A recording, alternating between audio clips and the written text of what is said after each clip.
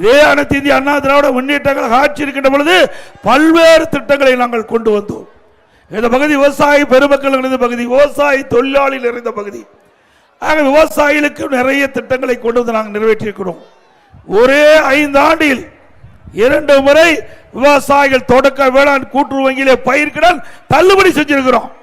ஒரே 5 ஆண்டில் 2 முறை விவசாயியுடைய பம்பு செட்டுக்கு 24 மணி நேரம் மும்முனை மின்சாரம் கொடுத்த அரசாங்கம் அதிமுக அரசு. நீண்ட காலமாக ஏரி குளம் குட்டையெல்லாம் தூர்வாராமல் இருந்தது. விவசாயியுடைய கோரிக்கையை ஏற்று மழை காலங்களில் பெய்கின்ற நீர் முழுமையாக சேமித்து வைக்க என்பதற்காக குடிமராமத்து திட்டத்தை கொண்டு வந்து ஏரிகள் ஆழப்படுத்தப்பட்டன.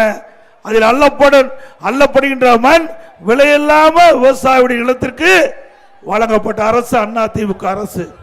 இப்போ ஒரு லோடு மண்ணாவது எடுக்க முடியுமா?